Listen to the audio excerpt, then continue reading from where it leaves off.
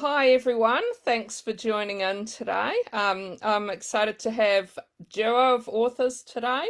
Fiona Harris and Mike McLeish are joining us, and they're the co-authors of the pickup. Hopefully you can see. Oh, my copy's There it is. disappearing, but you can just see it.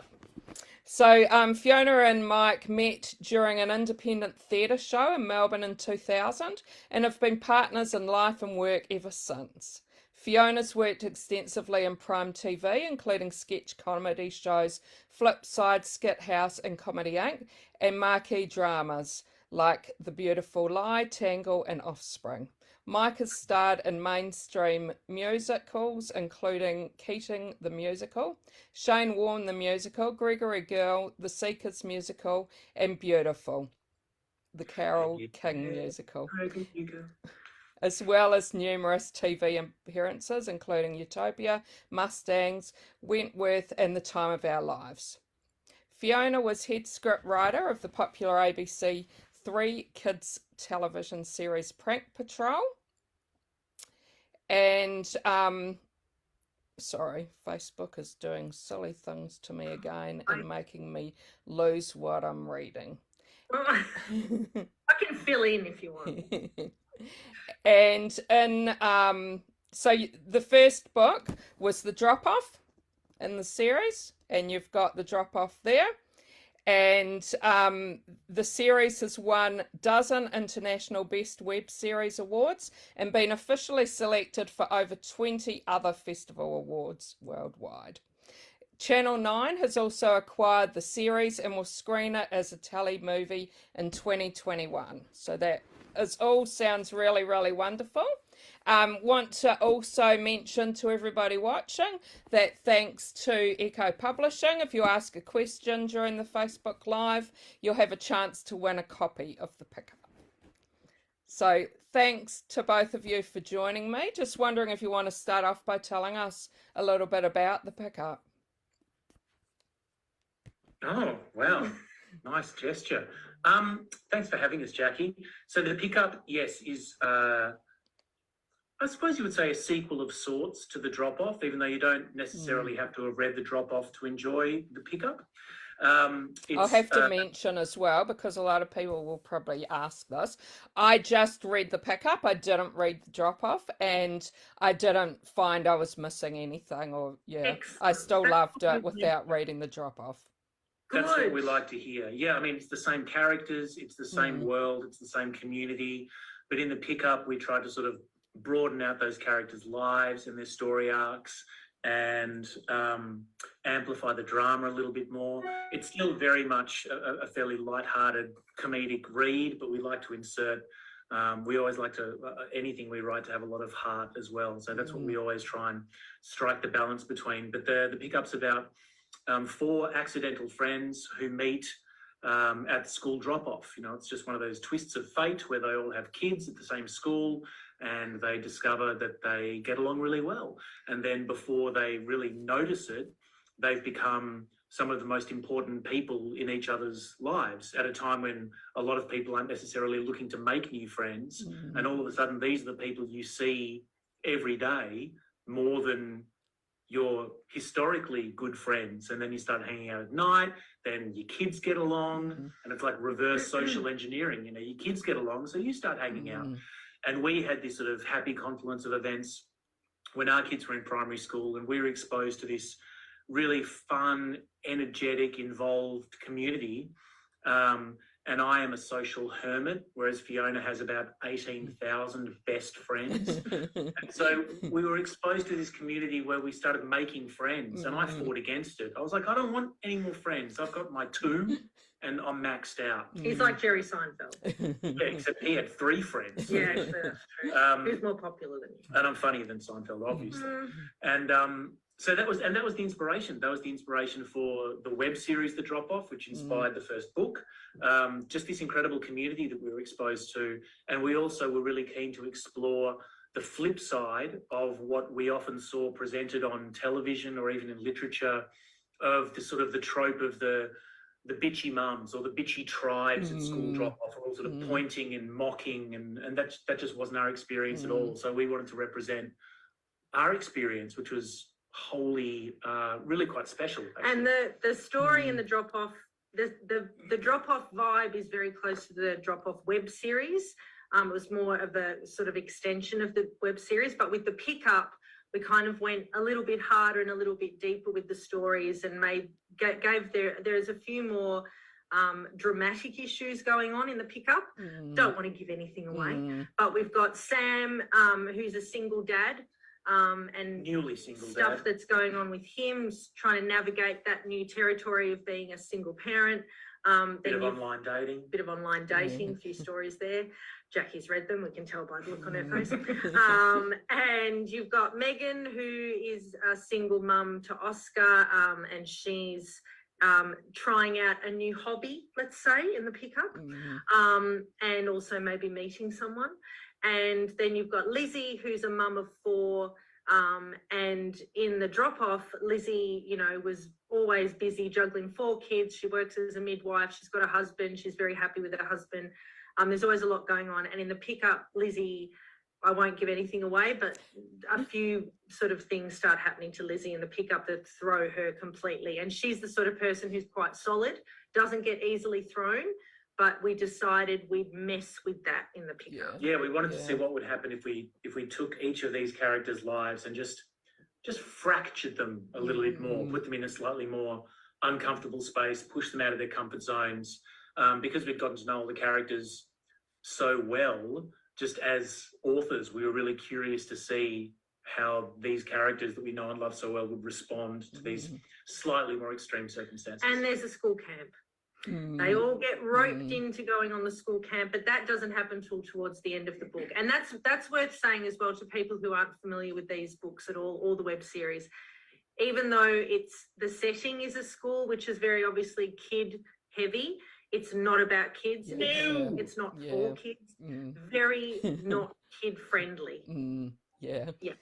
And it's interesting you started off as a web series. Can you tell us a little bit about how that worked, and then did the drop off follow on from that, or sort of was intertwined with it, or? Yeah, so basically Mike and I are actors and writers, and have been for years writing TV and theatre shows, and we've always written our own theatre shows and put them on in comedy festival or cabaret festival or whatever. And we've also had TV shows. So Flipside was a sketch comedy show that I was a writer on as well. And it was 6 years ago that Mike and I had been at a point where, we'd been pitching these TV shows to the different networks and getting really close. It's going to get made. Oh, no, it's not. Oh, it's going to get made. No, it's not. And out of that frustration, we decided, let's just write something, film it, and put it on the internet. Fiona kept burning every relationship we built at the network. So, not true. So we had to take the reins. So I just was at drop-off one day, sitting in the car, about to get out and looking over at my friends who were waiting for me. And I just thought, that's a simple premise. It wouldn't cost much to shoot a pilot with just a few friends chattering on a bench. So I'd sent Mike an email where the subject heading was the drop-off new show title ? And he loved it, and we talked about it. And so we did. We got our mates together.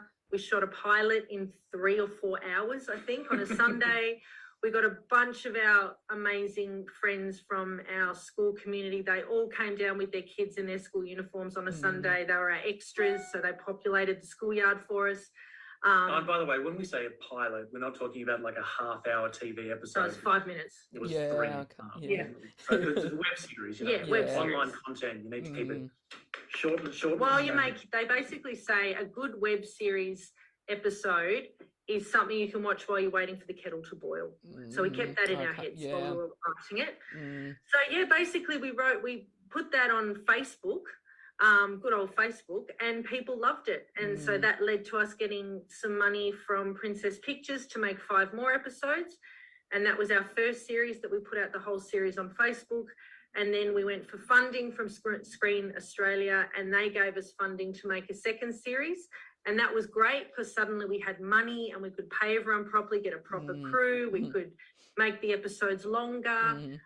So yeah, we shot that in 2018 and that was awesome fun. And we had people like Pia Miranda, who's a very good friend of ours, coming and playing the bitchy mum, the one bitchy mum in our show. And so that, that went out on Facebook as well.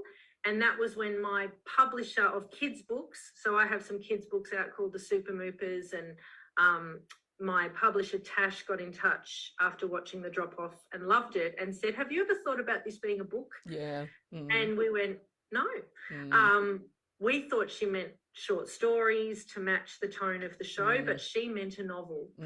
And so as you do when you're an artist, you just say yes to everything. Even if you don't know what the hell you're going to do. Absolutely everything. Within reason. So we said, yes, we'd love to write a novel. It was Angela Meyer, who was at Echo at the time, and Tash, who gave us the idea to do it. And so that was how The Drop Off came about, the book. Tash's surname? No, best leave. Well, you said Angela Meyer and Tash. Oh, sorry. Another bird bridge there. And Tash, who is the publisher of... we knew that was going to happen. This. So Tash is the publisher of this. She got me to write this with the font. So yes, we are still friends, Mike, actually. I know, I'm just joshing. And that's how The Drop Off came about. And then that came out at the start of the very first lockdown last year. Great timing. And thankfully, people were still buying a lot of books online in lockdown. So The Drop Off sold quite well. And as a result, Tegan, our publisher at Echo, called us in June in 2020 last year and said, do you want to write another one by Christmas? And we went, yes, as you do. So we did. So we wrote that in 6 months. And that was a bit scary because we thought, compared to The Drop Off, which kind of had time to grow and foster it and took about a year of planning and writing it, we just had to smash out the pickup in less than 6 months. So that was a bit scary. Thank God for lockdown. And yeah, thank God for lockdown. And yeah, that came out at the start of another lockdown. So we're not going to release any more books because we just trigger lockdown. It's our fault. Sorry, everyone. So yeah, that's the story of how the books came about. So we did it the opposite way around. Usually you write a book and that gets adapted into screen. We did it the opposite way. But now it's going to be on TV as well? Yeah. It's already been. So it went to air in June. Yeah, on Channel 9. But it's still available, yeah. You can still stream it on. Okay, I'll have to. Yeah, okay. One of those 9 streaming platforms. You can track down. Okay, I'll have to look it up. Yeah. And how did you feel when you saw it on TV after writing the books? It was very weird. Yeah. It was fun, but it was very weird because up until that point we'd only ever seen it on phones and computer screens and a cinema screen. Oh, and a cinema screen when we had our screening. But it was really weird to see it on the telly, and because of the strange accidental order that we'd done everything in, made a web series, then wrote a book, then readapted the web series into a telly movie. It was odd, but it was really satisfying because the what ended up as the telly movie is not an adaptation of the book. It's not like a further screen adaptation. Oh, okay. It's all the episodes of the web series recut into the format of a telly movie, which Fiona did an incredible job. And restructured, reordered with new bits added in, and some of our favourite jokes that we had to cut for time, we could jam them back in there for the telly movie. Yeah. Sounds like a lot of fun. It was a lot of fun, and we were so lucky to have, like we said before, just the most amazing community at our school who just gave up. The school basically handed us the keys and said, have at it, use the school for a week in the school holidays so we could shoot. Everyone was just incredibly generous, and if it wasn't for them, the show would not look as good as it does or feel as real as it does. And we've got a few people watching, so just have some questions from people watching. Jill wonders if you've got another novel in the pipeline. Always Jill. Fiona's normally got about 17 books in the pipeline. She's a workaholic, and she always. I tend to go to bed after Fiona, and I'll sort of snuggle into bed, and just as I close my eyes and I'm starting to drift off, I'll just hear. So, what do you think of a story about as well? She doesn't know how to switch It's off. very handy. But do you have a specific book? Yes. So at the moment, Are you allowed to say? I don't know. You probably shouldn't just say it's like a. Yes, I have got something in the works. So Yeah. basically, I'm It's a writing. biography. I'm writing someone's life story. Oh, okay. So last year I wrote Shani Layton's book. She's fallen down. It's fallen down. Honestly, our set design, they're getting I sad. didn't want to stand up because I'm wearing shorts. I make it props seem like I was all department. official. You haven't got your pajama pants on, or? Yeah. No, Gym shorts. we were You've saying been to the before, gym. I've been to the gym for the first time in about 8 months. So if I pass out, you'll have to forgive me. I'm really in quite a lot of pain. It's going to take him about half an hour to get out of that chair. Listen to this. Don't even listen try. to this noise when I Oh stand my up. god. Oh my god. Last year I had my first experience of writing someone else's story. It was Shani Layton. Oh, It was I've read that. Yeah. So I wrote that, and then I've now been asked to write someone else's life story, but I don't know if I'm able to talk about that. But I'm also doing the Sam Kerr books, the junior fiction books. Yes, yeah. Currently working on the fourth one in the series. So there are 5 in the series, and we got funding recently for a teen TV show from Film Victoria. So we're also working on that. But that's still in early development stages. Yeah. Sounds So like a lot of things in the pipeline. Spinning those plates, Jackie. And there is a third book I could definitely think of or see how we could come up with a third book after the pickup. Yeah, I was going to ask you that. What about, are your children teenagers now? Yes. So will these children grow into parents of teenagers in the... Yeah, well, I mean, in the pickup, Lizzie's got she's got twins who are in year 9, and so there's a little bit of teenage behaviour that is dealt with in the pickup, bit of parenting that goes on there. But with a third book, it would delve much more deeply into the teen years and how the friends cope with that. The whole different ball game. Yeah, sounds exciting. Yeah, well, hopefully we'll see. It depends how the pickup sells. Yeah, so yeah. Everyone buy a copy. Subtle. No subtlety here. I'm wondering if you want to share, read a little bit of the pickup. Oh, go on, Fiona. Sure. All right. I've chosen a passage for you. Whoa. Was that us? I don't think so. Oh, I can see. I popped a little post-it in there just to find the page. So just so everyone knows, the pickup is, the way it's structured is you've got Lizzie, Megan and Sam, the 3 main friends. Lizzie's chapters are first person, Megan's chapters are third person, and Sam's chapters are emails. So they alternate throughout the book. Yeah, I liked how it was a bit different with the emails. Good. Yeah, that was good. So this is a little snippet from one of Megan's chapters, which are in third person. Do you want me to underscore you with the guitar? No. When Megan had first signed up for the evening classes, Sam had offered to babysit, and she'd been extremely grateful. She hated having to ask Bryce for favours. It also meant that Oscar got some quality hangout time with Sam's son, Tyler. As an only child, it was a treat for Oscar and slightly lessened her guilt for not providing her son with a sibling. Thanks. Hey, yeah, tonight's your first kids' writing class, Lizzie said, tapping Megan's thigh. Exciting. Nerve-wracking, Megan said. Nah, you'll be awesome. Leanne Moriarty, yeah. Leanne Moriarty better watch herself. Sam frowned. Does she write kids' books? Just the thought of walking into that classroom tonight made Megan shudder. She was actually terrified. Can you bring a couple of Valium tonight too, Sam? I'm all out, but happy to roll a joint, he replied. With Oscar in the house. I can teach the little fella to roll a 3-paper, Sam grinned. Lizzie waved a hand in Sam's direction. And the Babysitter of the Year award goes to... Since when are you a computer nerd? Megan asked Sam. I thought that was Dave's wheelhouse. Hey, I may be a two-finger typist, Sam said, holding up both pointer fingers, but I'm pretty handy with tech stuff. It's a bit of a dog's breakfast, Megan said with a grimace. Nothing could shock me after seeing Dave's man cave, Sam said. It's like Mr. Robot in there. So no hot date tonight then, Sammy, Lizzie teased. I'm over Tinder, Sam said. I should create an app called, oh, now I might stop there because it's a bit of rude language and I don't know if people want to hear rude language. But there you go, there's a little thanks for sharing that. I'm wondering how you co-authored.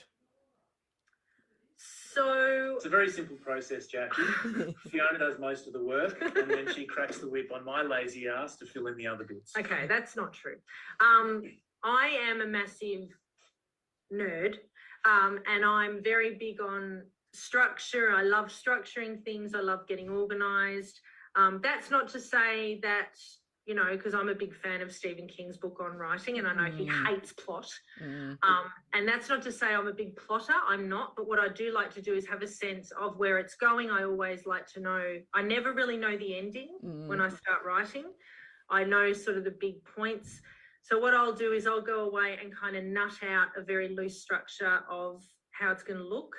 And then I basically write the Lizzie and Megan chapters and Mike, then I'll send Mike a whole bunch of dot points or, you know, little paragraphs saying, all right, I need emails from Sam about, you know, this is happening right now and he's going to go through this, so he needs to address this. And I'll basically hand Mike the very rough outline and then he writes all the Sam emails, which if you've read the books are very entertaining. Because his brain is a little bit warped in a very good way and sometimes a very wrong way. And sometimes I just have to pull him back a bit. So that was just a longer way of saying Fiona does most of the work and then I jump in when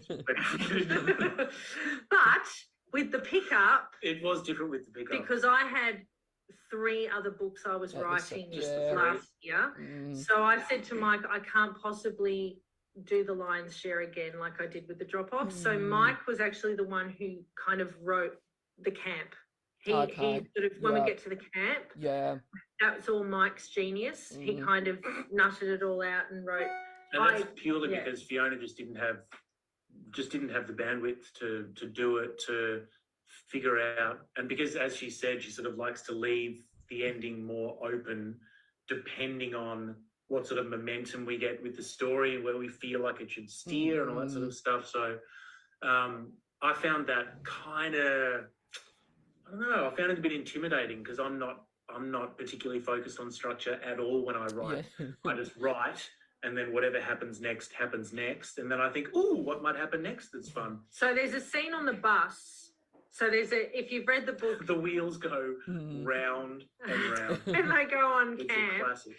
The bus ride to the camp was literally supposed to be 2 pages max. It was not supposed to take up much time. Mike McLeish handed me, I think it was 20,000 words, and they didn't even get to camp. It was all just bus and roadkill and the bus driver. We went into his whole backstory and I just had to go. Maybe that's going to be sorry. That can be the 3rd book, just a flashback just to the entire bus ride. Filling in the gaps. What was the bus driver's name? Charles. Evan, I think. Yeah. Or a separate book all about the bus driver. Yeah. Evan Revenge. Jill wonders if you have a favourite character. You go. No, look, my favourite character is Lizzie because she's kind of the heart and soul of the books and she's the most like her. And my favourite You better say it. is Sam. Is it really though? No, it is. I love Sam because Sam's naughty, which is what he is, and that's why we're together. We're together because I'm naughty? No, because we've been together over 20 years. Shush. Is there more to it than that? Because Sam's sense of humour is the same as Mike's sense of humour, obviously, and I find that that's it. I love Sam. Sam always entertains me. And you said that the drop-off flight started off by your idea with friends in that meeting at the school. Are any of the characters based loosely on some of your friends? Oh, no. No. Not at all. I don't know what you're talking about, Jackie. That's a ridiculous assertion. Actually, I take umbrage. Have some of your friends suggested that maybe some of them sound a little bit like them? You know what actually happens is that some good acquaintances might say, "Oh God, that Nicola character can be a nightmare." And we're like, I've got no exactly what you. because people really, they just project what they want to see. So generally, people aren't sort of acutely self-aware enough to necessarily recognise themselves, particularly on the page when they don't have, maybe a costume or makeup or something that might trigger something. So, but of course, there is a melange of. Melange. I studied French for a few years. Megan is a combination of very close friends of ours. One of them who basically lent her entire wardrobe to Christy Whelan Brown for the filming of Drop Off. So Megan is definitely based on a couple of people, one in particular. Catching up with her on Friday night. Yeah, Dave, not with Megan, with Christy Whelan Brown. What? I thought you just said we're catching up with Megan. No, with the woman that Megan's based on. Oh, Katie, yes. Oh, your name dropped it. We also, Dave is pretty much just Scott Edgar, who plays him. And when we were writing Dave very originally for the web series, we always had Scott in mind. So and that's great. When, as a writer, that's just a gift when you have a person very strongly in mind that you can hear them and you can see them. It just makes it so much easier. Because we'd known Scott for years. Scott Edgar, who's 1/3 of the really famous Australian comedy musical trio Tripod. And Fiona had worked with Scott on Skid House for years, and we've known him and been very dear friends. His only condition when we sent him the pilot episode was that his character be given a name, because in the pilot episode his name was Creepy Guy. Squirmy man. Really? No, Creepy. Yeah. Sort of Squirmy Guy. Well, maybe we upgraded him to Squirmy Guy and then decided on Dave as a middle ground. But with the books, because obviously we had to create new characters.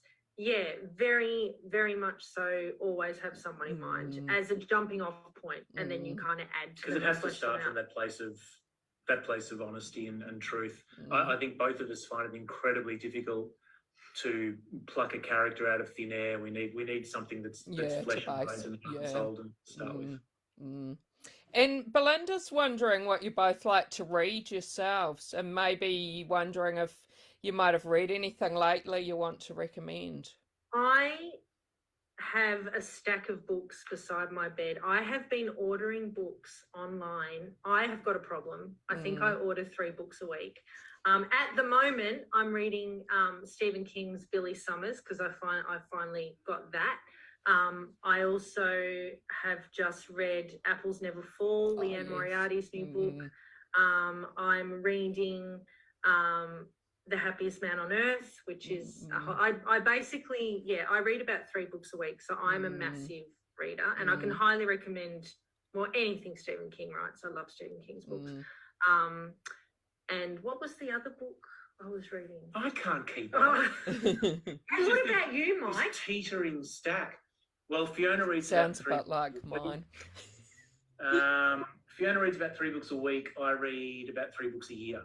So when we go on holiday, I've never been a voracious reader. I read a lot, but not books, if that makes any sense. I do a lot of publication reading, essay reading, news reading. I know it doesn't count. And I've spoken to a lot of authors who have promised they will never speak to me again because I'm a published author who doesn't read very much. And that is, from what I've discovered, sacrilegious. So sorry, I was going to start a blog, a really defensive blog called The Unreading Author, but then I just thought I'd be hunted down. You don't deserve, you're not worthy of being in a book club interview. You name a page in any Tintin, Asterix, Garfield or Peanuts book, I will tell you exactly what happens. Dear God. And Jill wonders if you have a regular writing routine. Yes, well, I want to show you, see if you can see this. See my whiteboard? Oh, wow. Yeah. So basically that's my routine. So I'm working on 3 projects at the moment, 4. My routine... Oh, hang on. Yeah, maybe 4. 5. My routine, I'm very disciplined because I have to be, otherwise I wouldn't be able to get everything done. The morning is when I write the best. So I basically, once, you're up and dressed and got the kids organised, I sort of, in lockdown, I would come in here and shut the door and lock it and just write until recess when the children would come looking for me. And in lockdown, it was actually really good. I got into a really good routine because we didn't have anywhere to go. And I would just come in here and write in those sections while they were at school, those hours. And then kind of clock off by 4 o'clock, 4:30. But now that we're out of lockdown, okay, from the actual writing, I mean. But there are days when you're not feeling it. Nothing's coming in terms of prose or dialogue. Those are the days when, so I'm not wasting the day, I will focus on, point form, outlines, planning, just jotting down a rough structure. Like those are the days when I actually really enjoy that. Like prose is hard, obviously. And I hate writing first drafts. I love writing second drafts. That's the fun part. But that would be my routine. But now it's harder because we're out of lockdown. And of course now there's a lot of things to do and places to go and people wanting to catch up. It's really time consuming. And so I'm having to really try and, I still have to, block out a section of the day to go, no, I have to turn my phone off, I turn the internet off, and I just have to, for 3 hours, just do it, because otherwise I'm in big trouble. What about you? My routine. Yep. I just like to lie down somewhere, just like close my eyes, wait for the muse to come. No, I have to. What I've discovered, because being an author is not really in my wheelhouse, even though I've done a lot of writing over the years, is that I approach a novel in the same way that I approach writing music. And when I write music, I really do just need a bit of time just to noodle around and make some sounds and sort of get into the right headspace. So what that means is that what I end up handing to Fiona is always horrendously overwritten, because I just sit down and go, la, la, la, la, la, la, la. And after about 3,000 words, I think maybe this is the start of this chapter. Or after maybe 5,000 words, and then we've sort of got to, mainly Fiona sort of has to distill the essence of my ramblings into something. So a bit like the bus ride, the bus ride. Exactly, exactly. The bus ride is an excellent example. The bus ride that never ended. Wheels on the bus went round and round and round. And when you're riding, do you have a favourite snack or drink? Water. I only ever drink water during the day. I should probably get onto a bit of Red Bull. Don't do that. Yeah, Eats but your stomach that'd be giving me more energy. No, it wouldn't. I like my makes little, you crash. what are those called? Those little soy snack things. Soy or the boozer, crisps. bit of boozer mix. Okay, yeah. Love a bit of that, just snacking away. Whiskey and Doritos. Yeah, whiskey and Doritos. Yeah. Even in work hours. Yeah. And Alison wonders what your kids think of your books. They've actually, well, now they're old enough, we didn't let the youngest one read The Drop-Off until just a couple of months ago. She still shouldn't have read it. She still shouldn't have read it. She's 13, for God's sake. She's 13.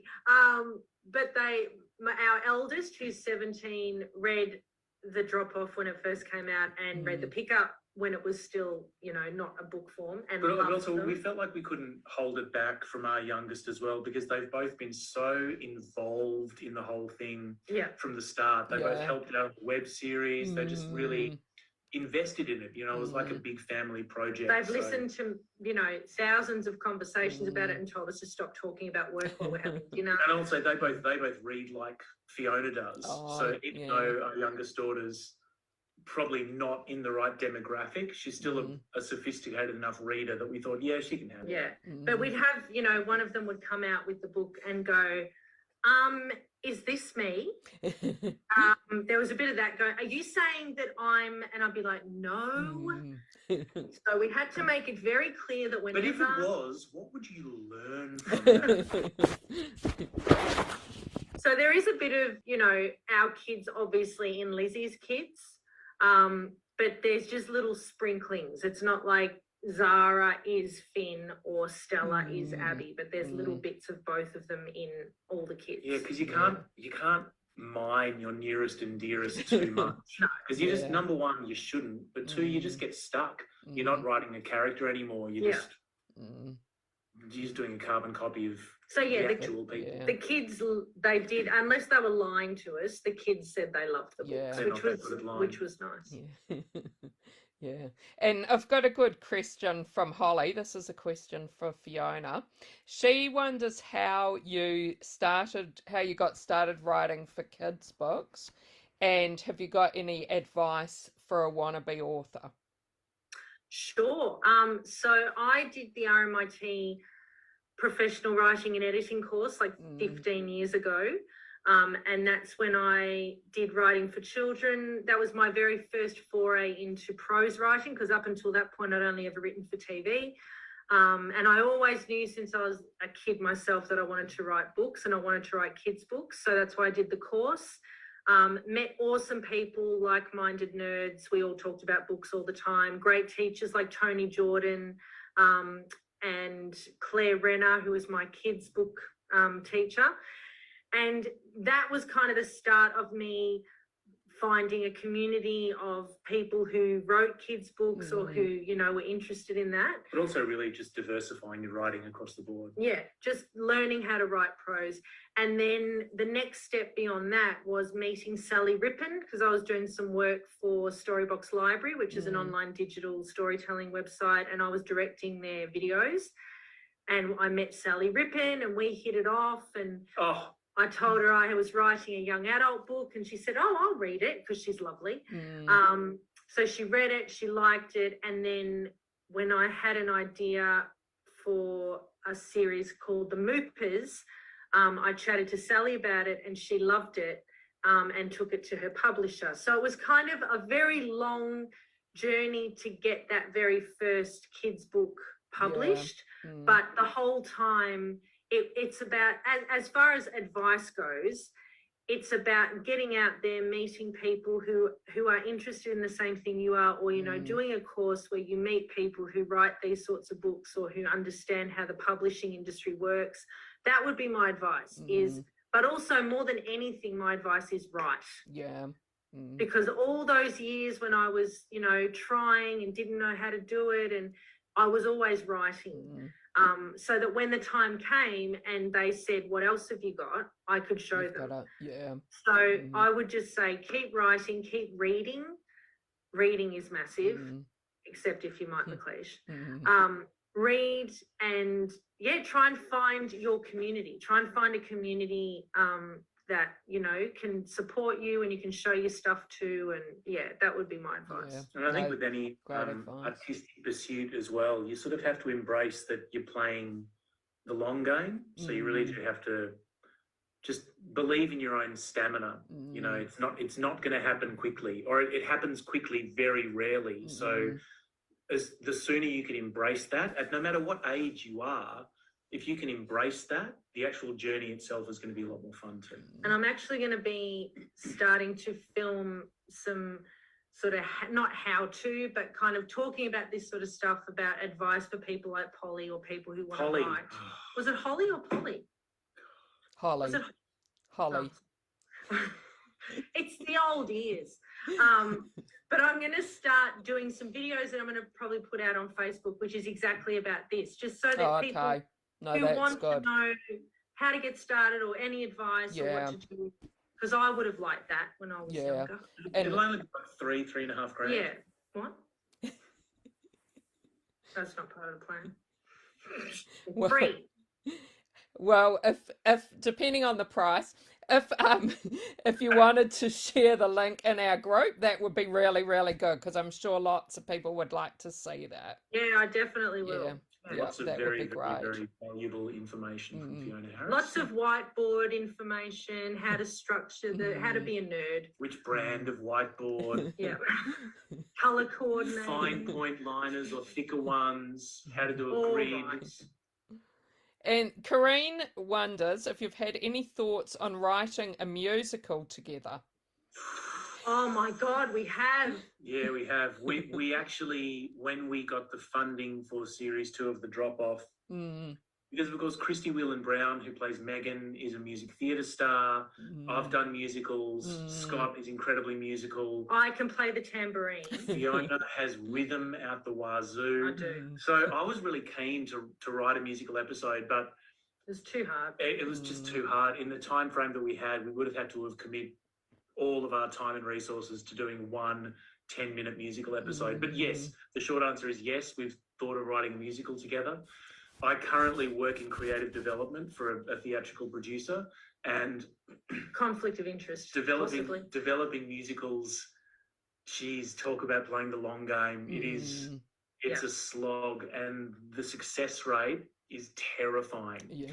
But we're at an age That's now. cheery, isn't it? Well, we're at an age now where we don't mind rolling the dice.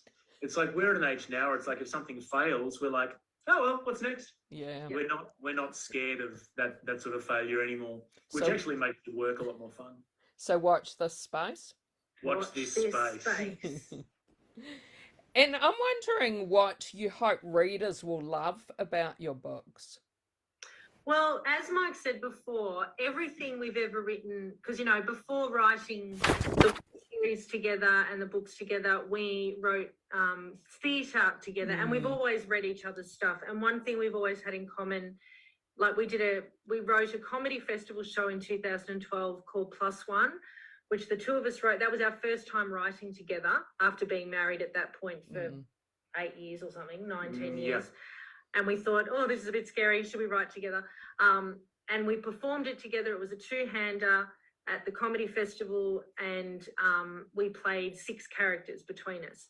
And with that, even though it was comedy festival and they're all about the gags, we always wanted it to have heart as well. That was a sort of, that for us has always been, everything we've ever written has got a good dose of comedy and heart in there, and a bit of drama.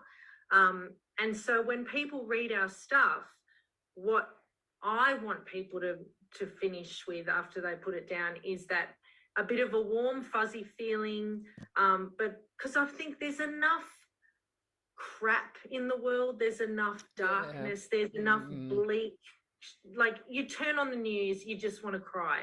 So I feel like books for me are, for the most part, I like to read books that are an escape, that make me feel nice, that make me feel good, that are about community, that are about the good things in life. Friendship. That's a big one. That's a big one for us with these books, community in particular. Yeah. And it was really interesting, when we wrote and released The Drop Off, we sort of accidentally released like a nostalgia piece. We released this book about hanging out. I mean, it seems so obvious, but it was one of the reasons, we had a lot of feedback from a lot of readers saying it was so nice to feel like I was back out in the world. And, we wanted to write something that encouraged people to maybe even engage a bit more with their communities, say hi to your neighbour. You don't have to start, doing their garden for them, just to reach out to the people who are in your vicinity, because it really is quite amazing what can happen. And it often takes just one person just to say hi, and then you can be sort of off and running. You don't have to be besties, you don't have to be BFFs, but it's amazing what can happen when you sort of let those walls come down. And that doesn't mean we want it all to be Pollyanna world. Like, we're a bit we like to be a bit naughty and a bit rude and a bit edgy, Mm. and we want people to laugh. But I think ultimately the same feeling I get when I watch an episode of Ted Lasso, or something like that, where you feel good. You feel, you might have got during the course of whatever you were reading or watching, there's moments when you might get a bit upset or something's really dramatic or a bit full on. But at the end of it all, I want people to feel good. Yeah. Basically. Yeah. Mm. And I'm wondering if you're willing to share with us, what do you enjoy most about working together, and what do you find the most frustrating about working together? I'll start. Oh, I knew you would. I love working with Fiona because she really sort of effortlessly elevates what I write. And I would like to think that. Did you just take a screenshot? Because I just wanted to see if it would look really obvious, but it did, didn't it? I'm sorry, keep going. And I'm you can listening. hear them. I was saying something really nice. Sorry, keep going. That was nice. I was listening. You're not elevating what I'm doing right now. Jesus. Anyway, it's always really nice to have someone you trust implicitly to be able to hand your work over to, because that's terrifying. Mm. Fiona used to talk to me about these RMIT classes. As much as she liked her peers in that class, to have to rock up and it's terrifying. read your work, that's really difficult. So it's really great to be able to hand your work to someone you completely trust, but who you also know won't mince words. And that's where we both serve each other very well, because if we think something is no good, we're not going to sit there and say, yeah, I can really see the potential in this moment, but I just feel like you need to amplify the voice. None of that's going to happen, even though she talks like that all the time. Oh my God, I totally do. So that's what I like. And what I find frustrating is that she never leaves me alone.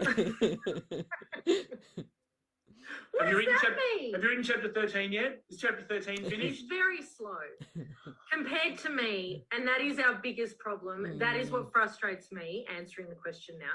Usain Bolt is slow compared to you. But this is the problem. I know that there's an issue with me as well. I know that I'm too much the other way, but that's where we have an issue, because he's the turtle and I'm the hare, and we rarely are on the same pace. We're rarely going at the same speed. So that causes issues, Jackie, let me tell you. Causes issues for you. Because I will kind of creep around thinking, I'll find the right moment to ask if he's read those chapters. It's never the right moment. Meanwhile, he knows I'm creeping around and he's yelling at me to go away. So there's a bit of that. But she often tries to cushion it. It's like, oh, so are you cool to, catch up with Katie on Friday night? Yeah, it's in the diary. That's fine. Oh, yeah, great. And did you get milk? Yeah, I did. And have you finished chapters 30 through 33? No. But yes, in the same way that, what Mike said is the same for me. I don't think I've ever written anything. Well, now I'm ruined for life. If he divorces me tomorrow, I don't know what I'm going to do, because he reads everything I write before I send it to a publisher or a producer or anyone. Mike has to read it and give me. It's kind of like that's become my safety net now. I have to have his eyes on it before anyone else does, which is not a great thing, really. I'm far too dependent. Thanks for thinking that out loud. Jesus. But it's true what Mike said about the trust thing, because I learned the hard way doing Skid House all those years ago, where every week we had to read out 4 sketches each in a room of 30 people, including Rove and all the big network producer people. Because all of the core cast were also the writers. And that was horrible. I hated it. Because I hated writing sketches for a start. It wasn't my forte. It wasn't something I enjoyed. I don't like the short form gag. So it was just perfect for it. Yeah, he loved it. He used to help me. Because it was just, for me, not satisfying, and I didn't love it. So of course, reading out my sketches in front of all those people was just horrific.